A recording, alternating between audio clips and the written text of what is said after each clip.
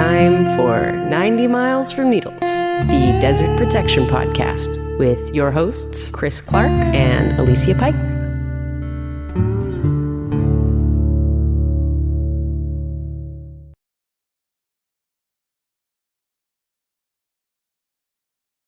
Hey, welcome to 90 Miles from Needles, the Desert Protection Podcast. This is Chris. For this week's episode, we wanted to bring you a little bit of reporting from the Border Chronicle, which is a fantastic podcast and email newsletter combo put out by border journalists Todd Miller and Melissa Del Bosque. In this episode, Melissa talks to border activist Scott Nicole, an artist, educator, and environmentalist living in South Texas who has advocated against border wall construction for years. Scott will be talking about the continuation of Trump border wall construction by the Biden administration, labeled as something else entirely. This is all despite President Biden's promises during his campaign that, and I quote, "not another foot of wall," end quote, would be constructed during his administration. We hope you find this sampling of the Border Chronicle's work useful. You can subscribe to their newsletter or their podcast at theborderchronicle.com. Be sure and stay with us until the end of this episode because we've got some important news to share about the future of this podcast. Thanks for listening, and here's the Border Chronicle.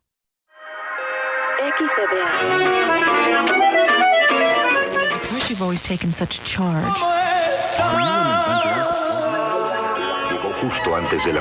You are listening to the Border Chronicle. Between the state-funded shipping container walls and the Biden administration, quote-unquote, filling in the gaps of Trump's border wall, it's hard to tell exactly what's going on. What we do know is that border wall building under the current administration has not stopped, even if the Biden administration calls it something else. Scott Nicole is an artist, educator, and environmentalist in South Texas who has advocated against border wall construction for many years and is an expert on the subject. In this Border Chronicle podcast, Nicole talks about the current construction of wall in his community, which is being labeled as levee repairs, and he touches on wall construction in other states, still being built despite President Biden's promise during his campaign that not another foot of wall would be constructed during his administration. Well, as we know, President Biden ran his campaign with the promise that he wouldn't build another foot of Trump's wall, but that's not what happened. In fact, border wall construction started up again. I think the first place in the country it started was there near your home in the Rio Grande Valley in South Texas. And I'm hoping you could talk about what's going on there now with border wall construction and sort of what you're seeing on the ground. Sure. So in Hidalgo County, which is in the Rio Grande Valley sector for the Border Patrol, we were supposed to get the pause, and work did stop for a few months, following Biden's proclamation that was meant to, he can't halt the work entirely. It requires Congress rescinding the appropriations for the president to be able to finally put, all of that to rest. But we did have a few months of no work going on, but then by May, levee border wall construction had fired back up in Hidalgo County. And, I could see this on the ground. It was pretty obvious if you went out and saw big cranes, as actually we did when you came down. And it was kind of really driven home once I was able to see the documents that the Center for Biological Diversity was able to get through FOIA. Yeah, and I'm hoping you can talk about that. So the Center for Biological Diversity, which is a nonprofit, they got several hundreds of pages right through Freedom of Information requests that really gave you some insight into what was happening behind the scenes. Can you talk about what you saw in those documents? Sure. So apparently, the Army Corps of Engineers is using the idea of levee repair as kind of a front or an excuse to basically keep building the same walls that were being built under Trump. So during the Trump administration, you had pre-existing levees with the river-facing side carved away. That was replaced with a concrete slab up to the height of the old levees. And then another 18 feet would be put on top of that. That would be steel bollards, the same kind of things that we see in Arizona and other parts of the border. And so the total would be 30 feet tall. When some of the local politicians complained that in a small number of places, construction had stopped without fully restoring the levees to their old state, making it so that if we did get a big flood, communities would be protected. That apparently was seen by the Army Corps and the contractors that they hired as a green light to just build the same old border walls. They could have fixed those places in such a way that they just looked like they had before any damage had been done. Instead, they gave the contractors the go-ahead to build them as they were designed when the border wall contracts were let out. And then, after that work was completed, they gave contractors the go-ahead to build another 13 miles under the pretense that these are places that have been damaged. But in many cases, these are places that hadn't been touched. And in those documents, there are even instances where locations where the federal government didn't own the property, so they couldn't set foot on it, much less do any damage to it. Even in those locations, contractors were given the go-ahead to convert old levees into new levee border walls. And why is it, do you think, that they've done that they've continued this construction, even though the Biden administration has said that they were going to stop it? The why is a little bit tough to nail down because it's not in the documents, essentially. In the documents, there is the pretense that these are levees that were in need of remediation, that they were damaged. But last fall, the Army Corps of Engineers' own levee safety committee looked at all of those places and was asked to evaluate whether or not they needed to be rebuilt, restored to their old state, turned into new border walls or whatever. And their recommendation was to just basically engineer them so that they looked just like they had before. For some reason, the Army Corps of Engineers ignored that and continued to claim that it was a safety concern. That, they've been very adamant about the idea that this is not building, any new border walls, that this is still consistent with the Biden administration's not another foot border wall promise. But they've built mile after mile that are being funded with border wall appropriations that can only be used for border walls. They're still relying upon waivers of laws that only apply to border walls, same contractors, same contracts, and the same design. So even though the claim is being made that this is for remediation of levees and safety for communities, that doesn't really hold up. But why they're making that claim is hard to say for sure. It's just not in the documents. So there's this weird gaslighting, right, for border communities, because administrations we're not building any border wall, but then you're literally looking at them constructing border wall, but they're calling it a levee wall, or what are they calling it? They're saying it's levee remediation. They kind of leave the whole wall thing out of it, but the design is identical. There's no difference whatsoever, except that they made the bollards that go on top a little shorter. They literally took the 18-foot bollards and cut them down to 6 feet. But that's still on top of a 15-foot tall concrete slab. So a slightly shorter border wall is somehow not a border wall anymore. Yeah. And can you talk about the state-funded border wall now with Greg Abbott having won re-election for governor, and he's really been pushing, state-funded border wall construction and Operation Lone Star and all this other stuff.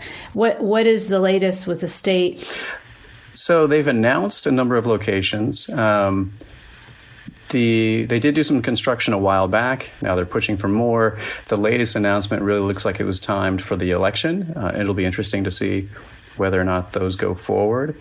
And they're using leftover bollards from the paused border wall construction that the feds were going to do.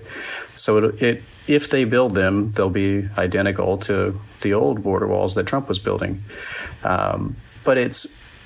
the whole idea is so completely politicized.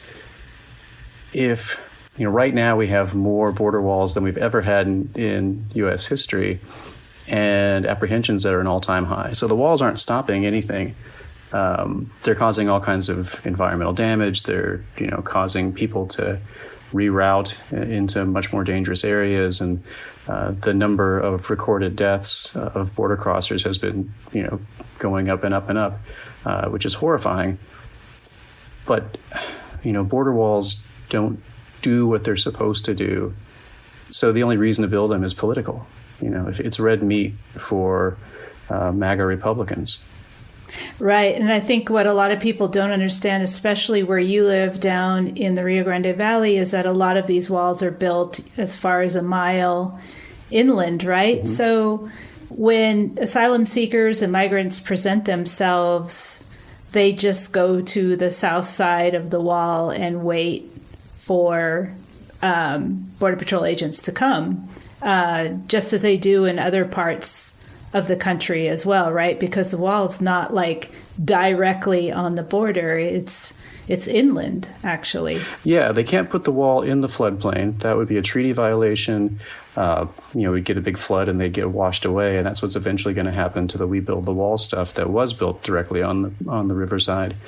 But the Trump walls that are 30 feet tall and the Abbott walls that are going to go up, presumably, those basically are a beacon. People that want to turn themselves into the Border Patrol see that towering above the trees, and they know that that's where there's going to be an agent, and so they walk to it. It doesn't stop anybody. They walk up to it and they wait patiently to be processed. And what's happened to all of the land that's south of these walls? Because a lot of that is like protected federal park land, and it's sort of just been left in disrepair, right, since these walls were built? Yeah, I think the border walls do a huge amount of damage to the National Wildlife Refuge that runs along the river in South Texas.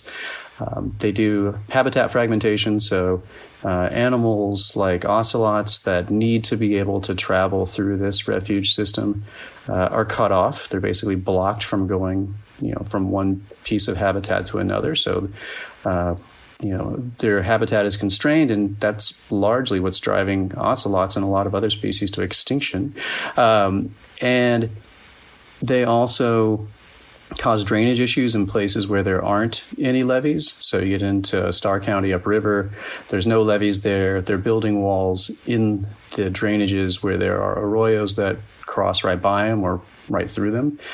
They dam up water just like they have in Arizona. And, those are going to both cause erosion and damming issues. They're eventually going to get washed away. And they make it really difficult for land managers to even access. So, the land managers have to get in and out if they're going to see how things are going, fight wildfires, anything like that. And their access is severely constrained by these walls that are going up. Yeah, I've also talked to some water district managers too, and I know that their access to the river is south of the wall, actually, which doesn't seem like the brightest idea to have your water supply access south of a wall that is not easy to access. Yeah, it's a huge problem because down here, all of our drinking water comes out of the river. All of our irrigation water comes out of the river. So, the folks that need to get to the intake pipes for those systems, whether it's municipalities or private landowners who have farmland along the river, their access is going to be constrained. They can hope that the federal government works with them better than they have in the past, but so far there have been a lot of reported problems of people who need to be able to get to the river not being able to get to the river. Yeah, and this construction that the Biden administration is doing, has that also started up in other parts of the border in other states? Yes, the pretense is very different, but in Hidalgo County, it's claimed that they're saving us from floods. In Arizona, there's talk about filling in gaps, kind of gaps in quotes, basically places where there were walls planned, but then when the pause came down, work stopped. And a lot of those gaps are crucially important for wildlife connectivity. So if you've got jaguar habitat or ocelot habitat or any number of terrestrial animals that need to be able to move north and south, the wall blocks them. And any gap that they can get through, that makes it a little bit more viable for them to have enough habitat to survive. You fill those gaps and their habitat is cut in half. There's not going to be a restored jaguar population in the United States if all the gaps are filled in Arizona. It's also a big problem for flooding. A lot of those gaps were places where they were going to put floodgates across drainages and washes and streams, and those gates have failed year after year. There are numerous examples of border walls blown out by flooding after the floodgate wasn't opened or didn't work, and the water dammed up. It blew out the border wall. That happens again and again. And so filling in those gaps with a failed design that's just going to get blown away eventually and then cause all kinds of damage downstream, it's completely ludicrous. And again, it's being done for political reasons. The Biden administration doesn't want to fight back or push back against this narrative that these gaps represent some kind of existential threat to the United States. So they just kind of shrug and, do what the Republicans ask of them, but they're not getting any political benefit for it anyway. They're just too afraid to really fight back. Yeah, it drives me crazy when I see mostly, the Republicans make a big deal about these gaps, as if it's some existential national security crisis when, those gaps often are there because they require a much more complex engineering kind of solution, right, that they haven't really been able to tackle or come up with. Mm-hmm. Yeah, and the pretense that, we have to fill the gaps, we're going to be invaded if we don't. Those are places that have never had border walls before. So, we've managed to survive this long. We're not going to, lose our country or whatever, kind of ridiculous right-wing rhetoric they want to toss out if those gaps aren't filled right away. It's like, we'll be fine. Right. And now I want to segue into shipping containers, right, which is the latest iteration of border wall construction where we saw, Governor Abbott in Texas build this shipping container wall in Eagle Pass right on the river, which I'm pretty sure is totally contrary to the treaty with Mexico in terms of management of the floodplain. And now we have Arizona's Governor Ducey, building this double-tier shipping container wall in the middle of a national forest. Yeah, and I think those are being done basically for the same reason as building other walls. It's just a political prop. The idea that those will have the claimed effect is ludicrous. Abbott's been putting those up. Ducey's been putting those up. Have they seen any kind of big drop in apprehensions? Has the supply of opioids suddenly dried up? It's like, no, they have no effect, at least in terms of the claimed effect. They have tremendous negative effect in terms of environmental impacts on human beings that are coming through the border. They're terribly destructive. But as far as a cost-benefit analysis going, there is no benefit. Yeah. So what's your guess? What do you think the next thing will be? What will they try to use next for border wall construction, if you had to guess? Yeah, if they run out of shipping containers, who knows? But it's all about spectacle. That's the big thing. It's just spectacle. So, if they weren't able to fire up their base, if they weren't able to get, Fox News out there, they wouldn't bother.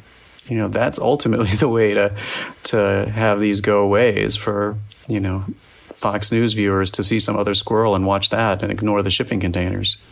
Right. But meanwhile, what kind of impact does that have on your community and on the environment and everything else? Yeah, exactly. I mean, that's the thing. They're not going to move them. So it's just like all the old border walls that, were built under the Bush administration. They throw up, hundreds of miles of wall, and then those keep getting knocked over, cut through, fall down, and they keep spending millions of dollars to repair them. But they can't ever admit that it's a failure. So they can't stop building them. They can't stop inflicting damage upon the borderlands. And it's a mistake to believe that the Democrats will do any different than the Republicans, right, when it comes to border wall construction, because we've seen it go up under Bush, under Obama, under Trump, and now under Biden. Yeah, I think the big difference is enthusiasm. So Republicans are enthusiastic wall builders, and Democrats just do it because they're trying to avoid a fight, even though they always lose on that point. So, the enthusiasm level is not necessarily there, but that doesn't mean they're not going to keep building walls, because they always have. So what advice do you have for Democratic officials on how they could push back against this narrative that the border's in crisis and under invasion? What should elected officials be saying? Well, elected officials should basically stop seeding the narrative. They're allowing Republicans and Fox News to spread complete falsehoods about the border and about the border walls. They should push back when Republicans say, we have to fill gaps, we have to build walls. If we don't, we're going to be overrun. We're not being invaded. The fentanyl isn't coming between the ports; it's coming through the ports and through the mail. They could push back with facts. I think they are afraid that they won't be able to win that argument. But if they don't even try, then they lose by default. And I think, it's also important to just do the right thing, to not just see it through a political lens, and to say, look, we're causing tremendous harm to border communities. We're building walls when we say we're not building walls. There were land condemnations that continued even after the pause hit. There have been walls that have gone up that through wildlife refuges, through private property, even after we're pretending that we're not building any more walls. So, they could do the right thing for the right reasons and spell out what they're doing and why they're doing it. It's clearly not working very good for them to just hope that the issue will go away. There's the whole construction of the wall down here. That's the levee border wall, levee remediation kind of farce really shows what happens when the administration is not focused on the issue. I mean, it's not even clear that Biden or the people in the White House know that this is going on. It's entirely possible that the Army Corps of Engineers is just telling them it's levee remediation, and they go, oh, okay, well, if you say so. That isn't showing up in the documents. And, they should. There are people who are in the administration, and this is their job. They should be keeping an eye on this stuff. They should be pushing back when they have, Border Patrol putting out false narratives, especially the Border Patrol Union. They need to be much more actively engaged, and they need to not just think of it through this, completely politicized lens. Think about the people who live on the border as actual people, and think about the people who are coming across the border as actual people. What is the policy? What are the actions that really respect the humanity of all those people? Right. And now we're seeing actually a lot of deaths from people falling off the wall, right? Yeah. And I think that's something that, Democrats should be able to point to and say, look, coming across the border without proper documentation is a misdemeanor. People shouldn't die for a misdemeanor. If we are putting in place policies and we are putting in place infrastructure that kills people when the thing that we're supposedly protecting against is so minor, maybe we shouldn't do that. Maybe the moral thing is to find a different route, to find, especially when you're talking about asylum-seeking families, find ways for them to just walk across a bridge or through a port of entry and present themselves and go through a bureaucratic process instead of having, basically an arm of the military, or at least people that think of themselves as an arm of the military, use tactics that are killing so many people. Right. Well, thank you so much, Scott, for speaking with us today at the Border Chronicle. I really appreciate it. Sure. Thanks for being on top of this. It'd be great if all of the major news outlets that used to pay attention were paying attention still.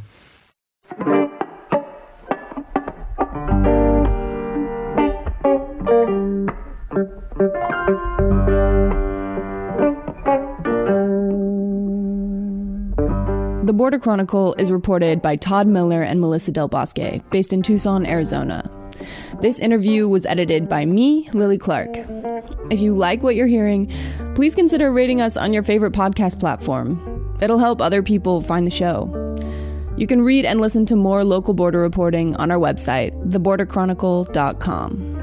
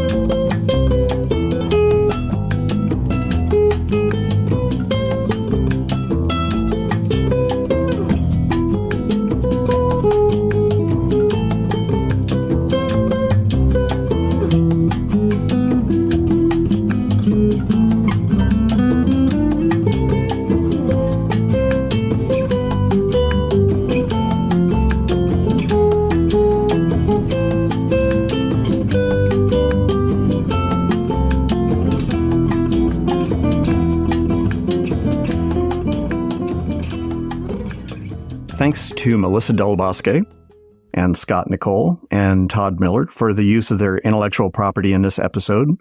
The Border Chronicle is well worth your attention, and you can subscribe to them at theborderchronicle.com. We wanted to let you know that Alicia and I have been wrangling the whole spare time and day jobs and bandwidth and podcast production demands thing.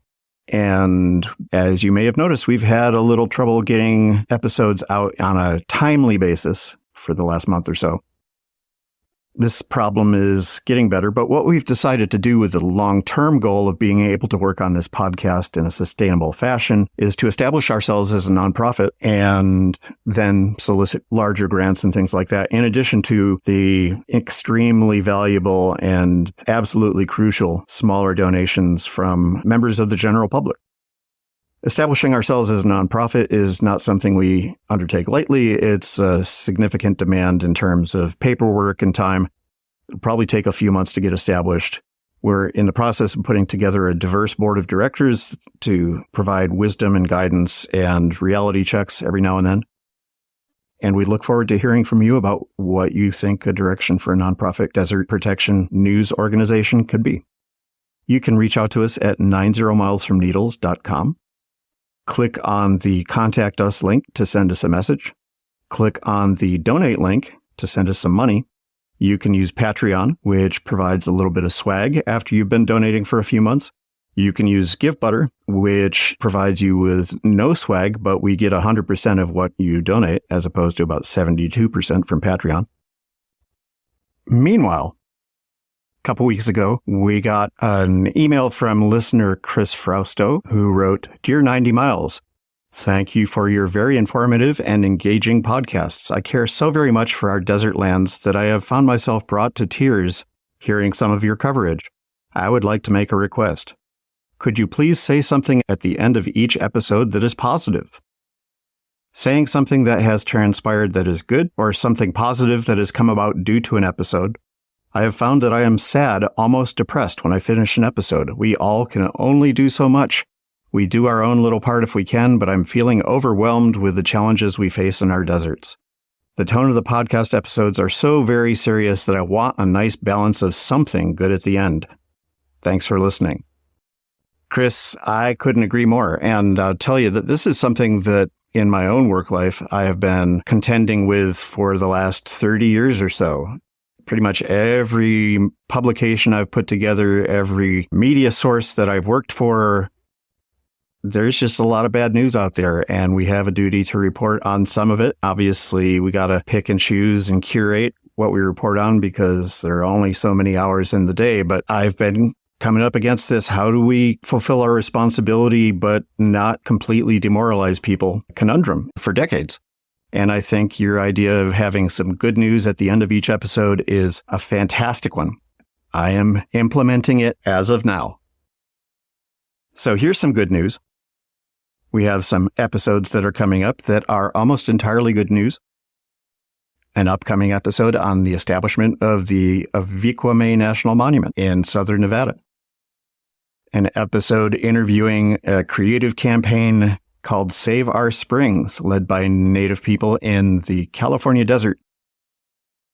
And coming up very soon, in a matter of days, an episode in which Alicia and I visit a beautiful, beautiful patch of full-bloom, old-growth desert lily forest, and we decompress. There is no doom scrolling in that episode. Thanks to Chris Frausto for bringing this up, reminding us that all is not horrible, and that just like we have an obligation to report on the bad stuff coming down, we also have an obligation to report on the good stuff. Thanks for listening. See you next time.